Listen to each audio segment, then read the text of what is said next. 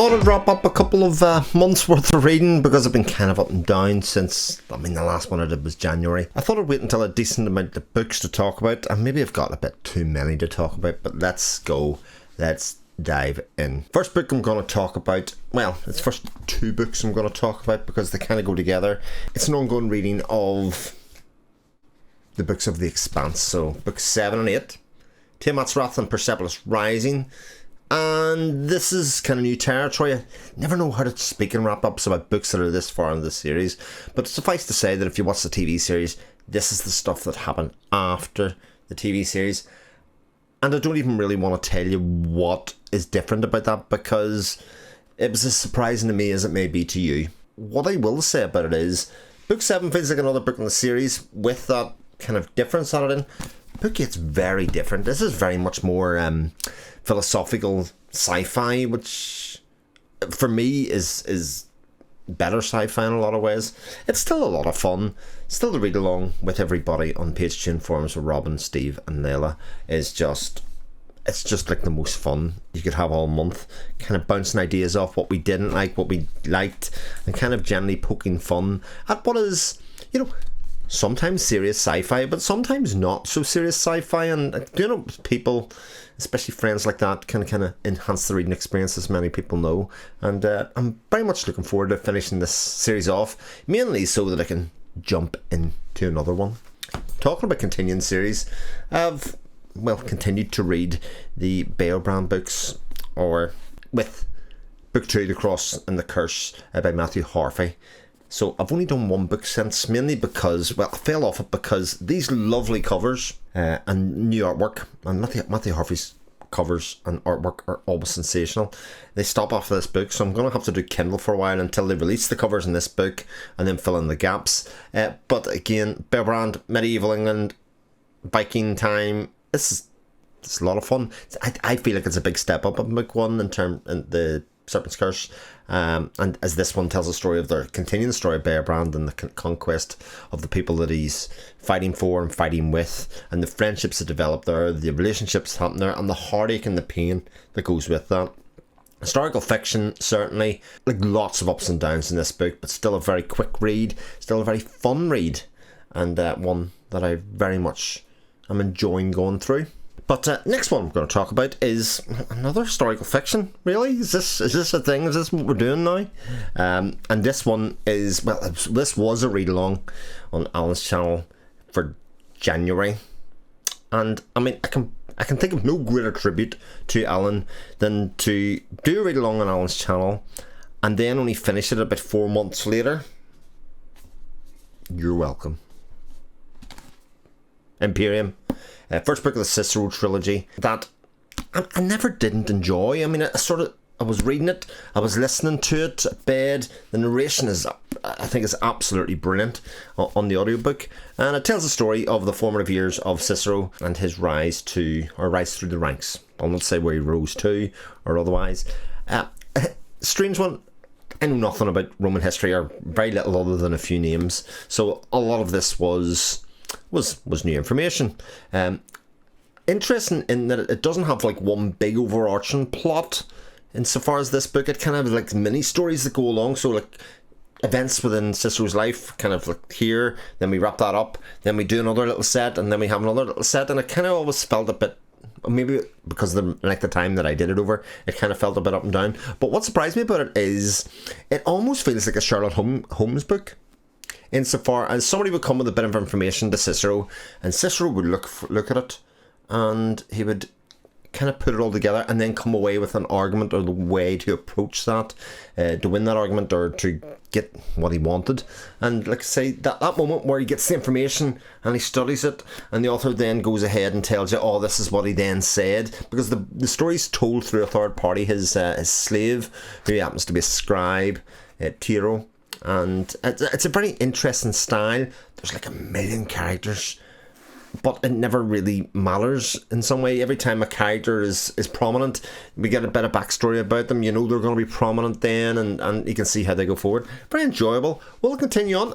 Yes, but immediately, just so many other books. But yeah, a very interesting departure, and one that I very much enjoyed reading, and one that I can now go back and see what other people thought of in the video that Alan did about it months ago. So thanks for that, and very enjoyable. More continuing series. Talking about Dresden, I finally read book 16, isn't it? Skin Game is 16. Skin Game is stellar. It's a heist story for Harry. Again, don't know how to talk about it other than to say a lot of fun. I do feel like I should do a video on Dresden, because lots of people say very samey things about Dresden as a series, and I think Skin Game kind of crystallizes in my mind what makes the series fantastic. And you know, aside from great characters, aside from well told action, I mean, the Leary Dresden stuff I could do without, but it is who the character is, and we have a return of some, you know, prominent and very favourite characters in this book that we haven't seen for a while. And Skin Game is right up there with the very best books in the series, and one that was a lot of fun. And while these books sort of look chunky, I mean, they're not really. They're kind of very popcorny. They don't take themselves too serious, and you get through it and have fun with it. Next up was a read of a novella of a series that or a novella of a book that I loved last year. Did a separate review for it. The book was Legend of Blackjack by A.R. Witham, and I did read the novella, Tale of a Border Night in it, and A.R. very kindly gifted me his audiobook as well, so I did an immersive read of it. It's not very long, and boy was I glad I did an immersive read of it. This book's quite funny. It tells the story of the Noble Seven, and gives you some insight into their workings together and some of their interactions with each other. They build up the world of Keymark itself, but extremely funny, and the humour is only enhanced by AR's own telling of it. There's a lot of zingers in here. There's a lot of, I would say, big step up in writing terms. Like, there's a lot of very prominent use of colour throughout the language, and you know, if I was writing colour, you know, even as a former art student, I don't know that many colours, never mind how they link and work together with other colours. It just kind of bounced off the page, flowed through my ears, and a lot of fun. And I even, for those that have read the book, there's a little joke thing towards the end that I felt was very kind of Monty Python-esque, and I very much enjoyed it. Can't wait to see more from the series, anything that AR puts out, because this is a rich world. This is a very fun world, and these characters that he has within this book, which may or may not appear again, some of them, and just the characters in general are great fun to be around, and wonderful to talk about. I'm going to talk next about a book that I did a full review for. I'll put the link up here, picture, etc. But this was Jenny Wurts' book 1 of Wars in Light and Shadow, Curse the Mistwraith, that I did as a read along with the page tune form crew, very large page tune crew, and even got to discuss the book with Jenny at the end. How confused I was at certain points, and much I loved much of the experience, and got to live further in this world and kind of discover more about its backstory. It is an epic high fantasy book, very definitely. It tells a very big tale of two brothers who exist on both sides, one in light and one in shadow. Well, they're really half brothers, really, but there's a backstory to find out about. They're within the world. They go to a world. They arrive at a place where they are supposed to fulfill prophecy. Will they or will they not fulfill this prophecy? And actually, do people understand what the prophecy is? Are sort of, you know, very tropey themes and ideas in fantasy books, but within that, this just has another layer that goes on up above. Some people may find some of the prose difficult at times. My advice in the review was, if you feel like you're struggling with it, don't worry about it. Just keep on going. You're understanding and understand more about the world and what's happening than you really realise. And the back half of the book is just such a treat. Great ending, great writing, and one that I thoroughly recommend that people at least give the chance to. And I know it's a big book, a chunky book, and, you know, I'll not say that it's a quick read. It's not a quick read, but it's a very rewarding read, and one that I thoroughly urge you to check out. And last book I'm going to talk about is a self-pub book, one that was very kindly gifted to me as an e-arc by the author in exchange for a review, which I have written and put one up. But I'll also talk about here, it's João Silva's Seeds of War, book 1 in the Smith series. I'm going to talk very much what my written review was about. So an author steps in to write a new book in a brand new series. He's probably been thinking about it for years and lots of ideas and ways to approach it. And yet what I got and what I read on the page was a story without a hero. Very interesting grey characters that are given to me, but not an obvious hero to start off with. Everybody is some shade of a dastardly person, either in the past or the present, and all are trying to find their way through this world of the Smokesmiths.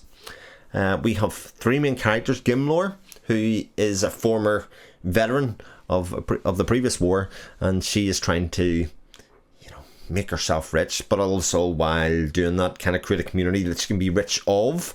You have Rednow, who's a very famous warrior, mercenary, head of a mercenary crew, who's really looking to retire and thinking to himself, how do I retire and make sure these people that I've been mercenarying with are kept safe and are going to flourish in the future. And then our character of the god himself, Oberesis, a guy who's a former, slum person who finds a real item of power in the past and has basically used it to great effect, and people worship him as the god himself.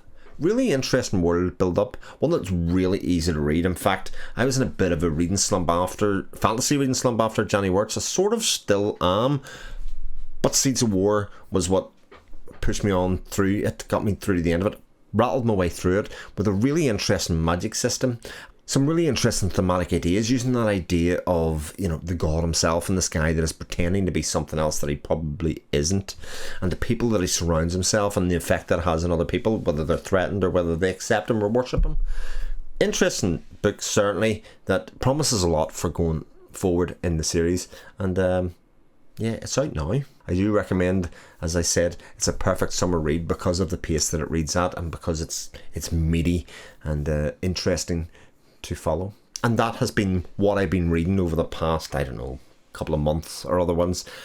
It feels actually like a lot now, but a lot of it has happened in the past month. I kind of did very little for a couple of months, but I'm very much back in the reading fold at the moment, but in a bit of a fancy slump. And I'll do a TBR of what I plan to address that over the next while. Give myself options is always the way. But if you've made it this far, thank you very much for watching. I hope you've had a great couple of reading months. You'll even realise that some of these appeared on my reading plan and my TBR from earlier on the start of the year. So I haven't completely failed in that regard, but I'm not really worried. I'm very much in a mode where I'm enjoying a lot of what I read and getting through it and kind of getting a very rich mix of stories and of worlds and characters. Thank you very much if you made it this far. I hope you're all keeping well, and I'll speak to you next soon on the channel. Take care, all the best, bye.